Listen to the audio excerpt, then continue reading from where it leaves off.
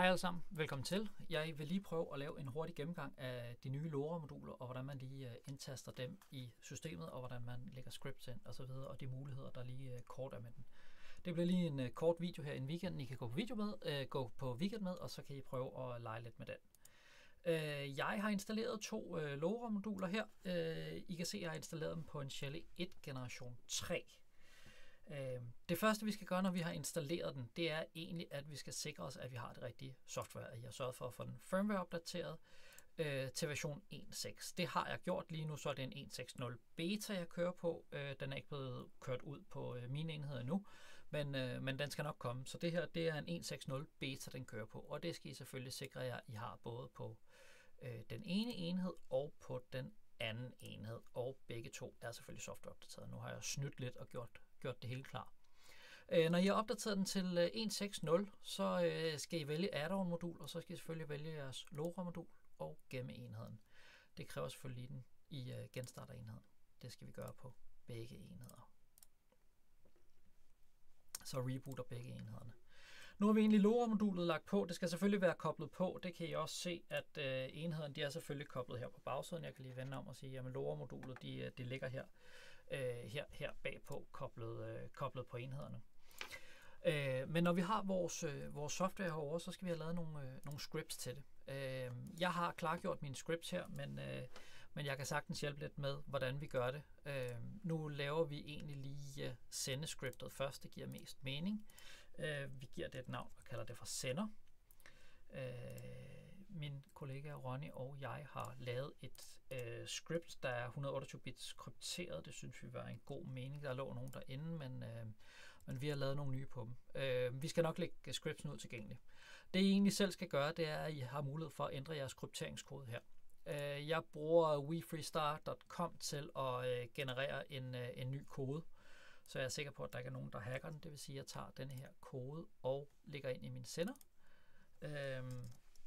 Og så lægger jeg egentlig bare koden ind. Så gemmer jeg scriptet og starter det igen. Husk lige at sikre jer, at det her det kører ved opstart også. Og så gør jeg det samme i min modtagerenhed, hvis vi kan ramme rigtigt. Modtager. Så har jeg også lavet et modtagerscript, vi lægger ind.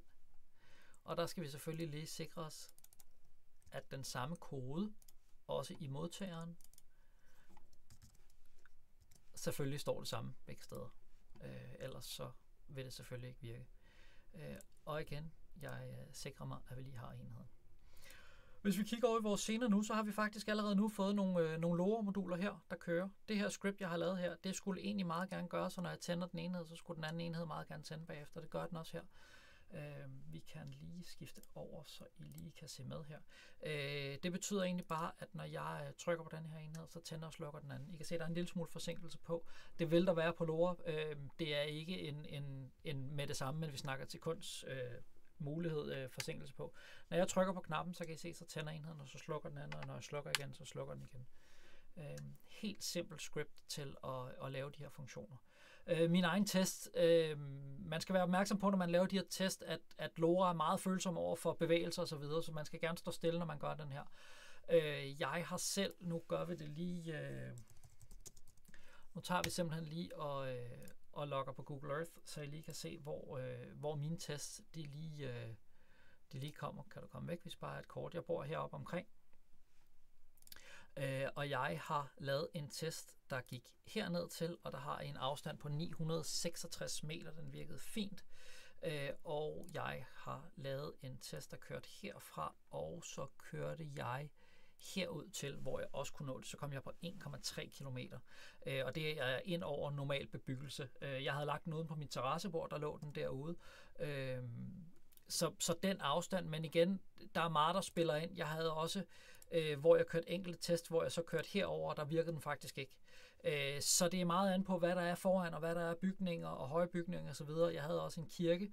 Jeg har en kirke her ved siden af mig, der også gør, at da jeg faktisk kørte den herover omkring, så kørte jeg skal lige se, hvor kørte jeg ned, og jeg kørte ned herover, der virkede den faktisk heller ikke. Men den virkede lige snart jeg kom herned. Så et sted mellem 800 og 1300 meter, havde den helt ude på 1600 meter også, hvor at jeg egentlig stod helt stille og holdt den op. Den var ikke kontinuerlig, men jeg kom faktisk helt herop, hvor jeg er oppe på 1769 meter, kom jeg op på i en kortvarig test. Men det her, det er bare lige for at vise, hvordan I lynhurtigt gør det. Det er ikke specielt avanceret. På nuværende tidspunkt kræver det altså, at man laver det hele med scripts, men rimelig lige til. Har I spørgsmål, så er I altid velkommen til at vende tilbage til os. Jeg har selv lavet testen med de her 2 enheder, nu vil jeg godt lige vise jer, hvad jeg har gjort. Jeg har egentlig meget lavpraktisk sat modtageren på her, og så den ene, den var jo derhjemme på min powerbank, eller på min enhed. Og så har jeg egentlig bare lavet en powerbank, og så en 5-12 volts enhed, og så kunne jeg faktisk tage enhederne med rundt. Det fungerede super godt for mig i det her setup. Men nu har jeg lidt at gå på weekend med. Kan I have en god weekend? Hej!